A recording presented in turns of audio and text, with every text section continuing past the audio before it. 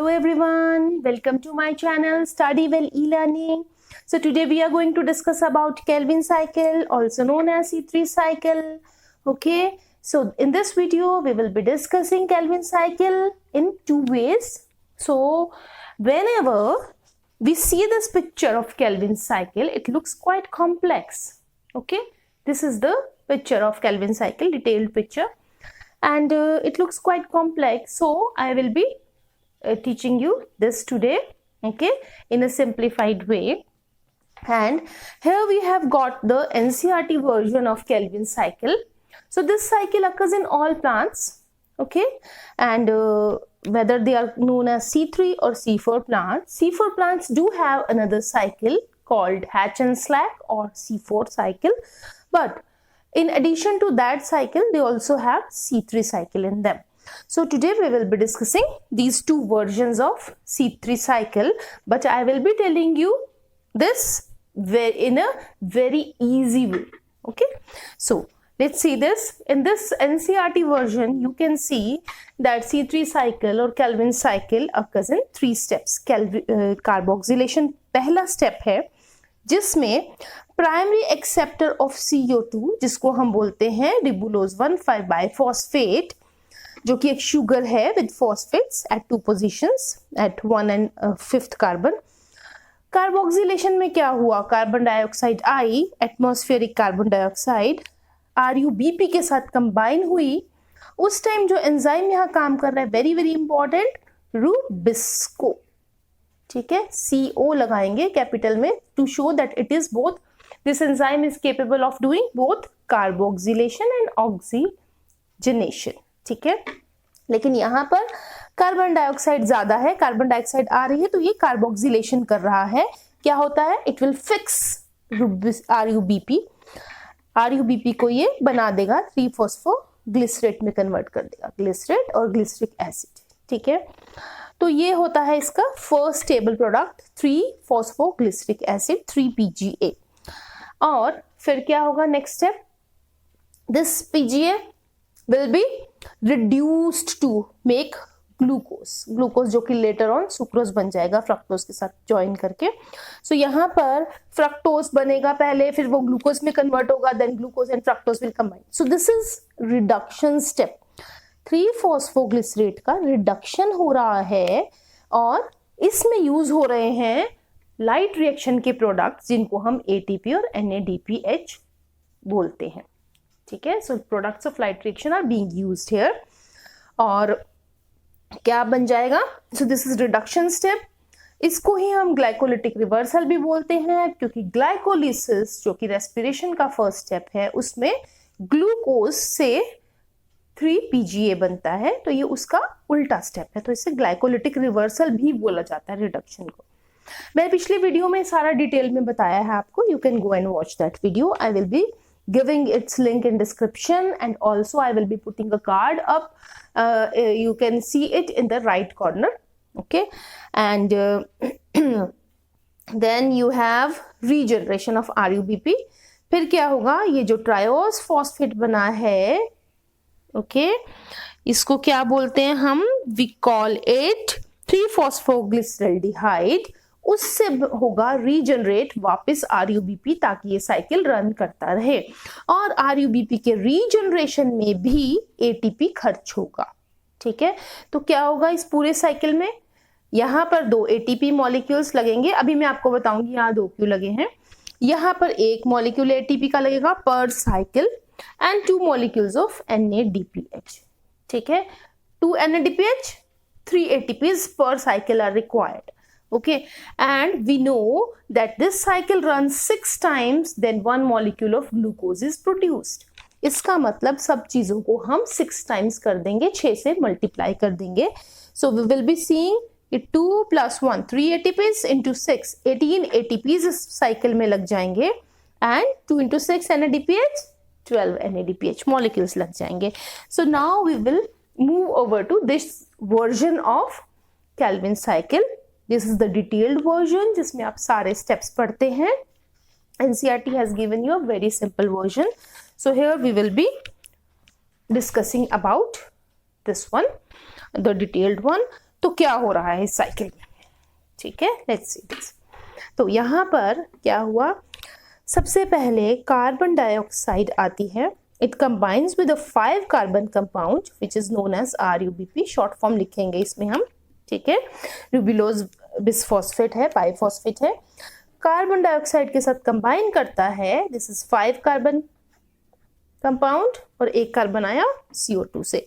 यहां पर बनता है एक unstable 6 carbon compound, this is very unstable. तो इसको हम क्या होता है, ये it splits into double amount of molecules of 3-फॉस्फोग्लिसरिक acid. 3-फॉस्फोग्लिसरिक acid जो है वो एक 3 कार्बन कंपाउंड है, तो यहाँ पर हो गए इसके डबल हो गया, ठीक है, यहाँ से डबल हो जाएगा। अब जो भी ATP लगेगा सब डबल लगेगा यहाँ से, ठीक है, what ever you see it will be double. तो यहाँ पर ये इंपॉर्टेंट है इसलिए मैंने यहाँ लिख दिया इसका नाम, ये इंपॉर्टेंट नहीं है, okay, later on I will let you know ये क्या है। तो इसके बाद क्या होता है, this 3-phosphoglyceric acid it using an ATP molecule, अब n ATP बोला बट एक्चुअली these are 2, तो यहाँ पर डबल ही ATP लगेंगे, so these are also 2 ATP molecules used consumed here. Then what happens, it becomes 1,3-diphosphoglyceric acid, ठीक है, तो मैं पूरा ही लिख देती हूँ अभी, फॉस्फोग्लिसरिक एसिड, ठीक है, 1,3-DPGA हो गया, 3PGA से, इसके भी 2 ही मॉलिक्यूल्स हैं यहाँ पर। और ये देखिए here it was just 3PGA means phosphate was at 3rd carbon, now phosphate is at 1st and 3rd carbons and the phosphate is given by ATP, ठीक है, और ATP यहाँ लगा, एनर्जी भी यूज हुई in formation of these bonds. Then what happens, now it's time for utilisation of NADPH produce during light reaction. ये आप dark reaction का पार्ट पढ़ रहे हैं जो केल्विन साइकिल है, this is a part of dark reaction, light independent reaction, biosynthesis phase, जिसमें कि ग्लूकोज बनने वाला है, कार्बन डाइऑक्साइड यूज होने वाली है, ठीक है। 2 इंपॉर्टेंट चीजें हो रही हैं, ग्लूकोज बन रहा है, CO2 कंज्यूम हो रहा है, ओके। तो यहाँ पर NADPH जो है ऑक्सीडाइज हो गया, it has donated its energy, its protons, and then also here, अब यहाँ 2 फॉस्फेट है, एक इनऑर्गेनिक फॉस्फेट भी यहाँ पर रिलीज होता है, ओके, इसको PI लिख सकते हैं, IP लिख सकते हैं, सिंपली P को सर्कल करके N सर्कल करके लिख सकते हैं। सो इनऑर्गेनिक फॉस्फेट लिखने के 3 तरीके अलग अलग बुक्स में रहते हैं। Then we have got, then what happens, 1,3-डाइफॉस्फोग्लिसरिक एसिड से बन जाता है हमारे पास 3-फॉस्फोग्लिसरल्डिहाइड, 3PGAL short form, phosphoglyceraldehyde, okay, this is also 3 carbon compound, this was also 3 carbon compound, ठीक। now what happens, this 3-phosphoglyceraldehyde is isomeric, ये isomeric है इसके साथ, डाइहाइड्रोक्सी एसीटोन फॉस्फेट के साथ, dihydroxy acetone phosphate, this is also 3 carbon compound, ये भी 3 carbon है, आइसोमेरिक है, तो ये दोनों इंटरचेंज होते रहते हैं, इनको हम एज 1 ही लेंगे, ठीक है। कितने मॉलिक्यूल हैं, अगर यहाँ पर 1-1 लिया तो यहाँ डबल हो गए थे, तो सारा कुछ डबल चल रहा है, 2 मॉलिक्यूल्स है, तो इसको आप समझ लो, एक मॉलिक्यूल हो गया डाइहाइड्रोक्सी एसीटोन फॉस्फेट, एक मॉलिक्यूल हो गया 3-फॉस्फोग्लिसरल्डिहाइड, ओके। तो हमें मालूम है कि एक मॉलिक्यूल ग्लूकोज का बनाने के लिए इस साइकिल को 6 टाइम्स रन करना पड़ता है, ठीक है, 6 टाइम्स ये साइकिल रन करेगा तो एक मॉलिक्यूल ग्लूकोज का बनेगा। तो 6 टाइम्स रन करने का मतलब है कि यहाँ पर एक मॉलिक्यूल RUBP और एक मॉलिक्यूल कार्बन डाइऑक्साइड की बजाय क्या कर दें हम 6 मॉलिक्यूल्स ले लें, ठीक है, 6 molecules of carbon dioxide combine with 6 molecules of RUBP, they form 6 molecules of a 6 carbon compound which is unstable, it splits into double amount of what, 3-phosphoglyceric acid, 3 carbon compound बन गया। तो यहां पर हम क्या कर लें, हम 12 कर देते हैं इसको, ठीक है, ये भी 12 हो गया हमारा। Now we have got 12 molecules of 3-phosphoglyceraldehyde और 12 मॉलिक्यूल में से वो आइसोमेरिक हैं, समझ लो आपकी यहाँ 6 और 6 दोनों के हो गए, ठीक है, तो अब हम इसको लेके चलेंगे, इन दोनों को एक ही मान के हम चलते रहेंगे और कंबाइन करके आपको बताऊंगी मैं। सो व्हाट हैपेंस फर्स्ट, सबसे पहले 3 मॉलिक्यूल्स इसके, ठीक है, 3 मॉलिक्यूल्स इसके, पहली बारी में 3 लेंगे, उसके बाद हम हमेशा 2-2 लेंगे।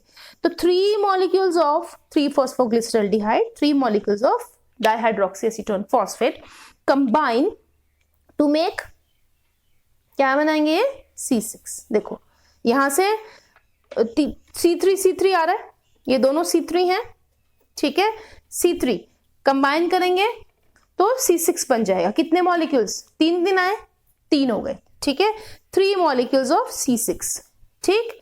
Then out of these 3 1 will help to, एक C6 चला गया ग्लूकोज बनाने, ग्लूकोज भी तो 6 कार्बन कंपाउंड है, ठीक है। बाकी के जो 2 हैं वो हेल्प करेंगे इन रीजनरेशन ऑफ RUBP, ठीक। Now what happens, 2 molecules of this C6, ठीक है, यहां से C6 आ रहा है, कंबाइन विद, अब इनको हम इकट्ठा ही ले लेंगे, बस यहां से आते जाएंगे 3-3, ठीक है। तो इनको मान लो आप टोटल 12 है, out of these 12 3 + 3 6 are utilised. Now 2 will come, 2 will combine with this C6, ये C6 है ऑलरेडी, C6 + C3 ऊपर से आ रहा है, कितने हो गया, C9, ठीक है। This C9 is unstable, so this C9 will split into C5 and C4। Remember these were 2 molecules each, तो ये हो गए 2 मॉलिक्यूल्स, यहां 4 को ले लेते हैं हम, 5 को इधर ले लेते हैं, ठीक है। So these are already 2 molecules, यहां पर ये 2 मॉलिक्यूल्स हैं, ये भी 2 हैं, सारे 2 हैं, ठीक है, अब इतनी चल रही है। So what happens next, C4 यहां आया, फिर से 2 आएंगे C3 के, another 2 molecules of C3 will combine with C4, it will become C3 + C4, it will become C7, ठीक। फिर से आएंगे 2 molecules, combine with C7, C3 + C7, it will be C10, okay। Now because these are already 2, but C10 again unstable, they split into double amount of molecules of C5, ठीक है। तो C10 कितने थे, 2, तो ये क्या हो जाएंगे, 4 मॉलिक्यूल्स ऑफ C5 कंपाउंड, ठीक है। उसके बाद यहां पर हो गए 4 और यहां से आ रहे हैं ऑलरेडी 2, तो 2 + 4 they will become 6 molecules of C5 sugar, ठीक है। तो काउंट करके देखें क्या हमारे 12 मॉलिक्यूल्स का अकाउंट ठीक जा रहा है, 3 + 3 6 चले गए, ठीक है। यहां फिर 2 आए, 8, 2 10 एंड 2 अगेन 12, तो ये है 12 मॉलिक्यूल्स का अकाउंट। तो इसमें क्या क्या हो रहा है, दिस स्टेप, यहां पर RUBP के अंदर कार्बन डाइऑक्साइड आने से लेकर 3-फॉस्फोग्लिसरिक एसिड बनने तक, ये कौन सा स्टेप है, दिस इज कार्बोक्सिलेशन स्टेप, ठीक है। नेक्स्ट स्टेप, 3-फॉस्फोग्लिसरिक एसिड से लेकर ग्लूकोज बनने तक का स्टेप को हम क्या बुलाते हैं, we call it reduction step और we call it glycolysis reversal. और ये तो तीसरा स्टेप है, उसके बाद 3-फॉस्फोग्लिसरिक एसिड से RUBP का रीजनरेशन है, वापस RUBP बनता है, ठीक है। एक मॉलिक्यूल ग्लूकोज का एवरी 6 टाइम साइकिल रन करेगा, एक मॉलिक्यूल ग्लूकोज का बनाएगा और वापस RUBP के 6 के 6 मॉलिक्यूल्स इसके पास वापस आ जाएंगे, ठीक है। सो दिस इज C3 साइकिल। अब आपको यहां पर जो मैंने कंपाउंड्स लिख के दिए हैं, इन सब के मैं आपको नाम दे सकती हूँ। इवन आप अगर ऐसे साइकिल बनाकर आ रहे हैं अपने एग्जाम में, साथ में आप नीचे लिख कर दे सकते हैं, like you can write like this, ये देने के बाद में, साइकिल देने के बाद you can simply write what you can write, you can write कि what is C4, what is C5, what is C7, what is C6, ठीक है, this all you can write। और इवन आप अगर इसको शॉर्ट फॉर्म्स लिख रहे हो तो वो भी आप फुल फॉर्म लिख सकते हो, लाइक यहाँ पर C6 में आएगा आपका फ्रक्टोज 6 फॉस्फेट, ठीक है, और दूसरा ग्लूकोज आ जाएगा, ठीक है। और हियर C4 में आपका आएगा एरिथ्रोज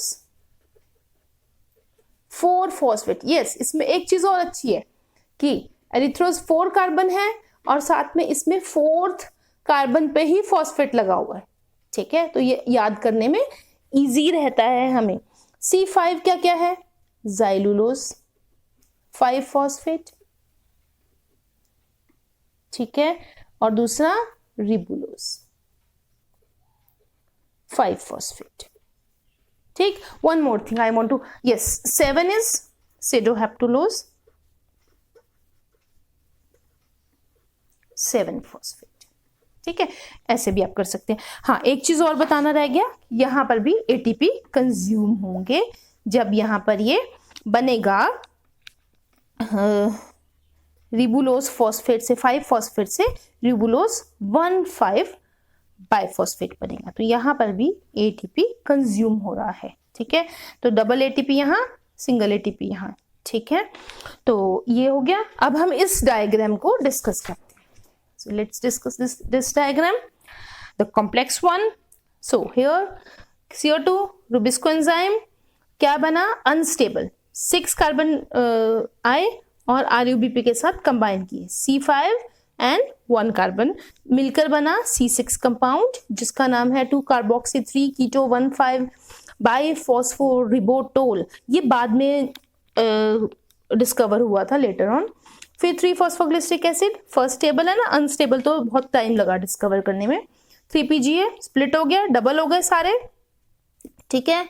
ये था अगर सिंगल सिंगल तो इट विल बी डबल, यहां से डबल चलेगा सारा। 3 phosphoglyceric acid 3 carbon ATP consume हुआ, 1,3 diphosphoglyceric acid, okay, NADPH consume हुआ, 3 phosphoglyceraldehyde, this is isomeric to hydroxy acetone phosphate, okay. So what happens, 3 phosphoglyceraldehyde में से चले गए 3 मॉलिक्यूल्स क्या बनाने के लिए, फ्रक्टोज 1,5 डाइफॉस्फेट, फिर उससे बन जाएगा फ्रक्टोज 6 फॉस्फेट, यहां पर एक फॉस्फेट निकल जाता है, एंजाइम का नाम है फॉस्फेटेज, वो फॉस्फेट निकाल देता है, ठीक है।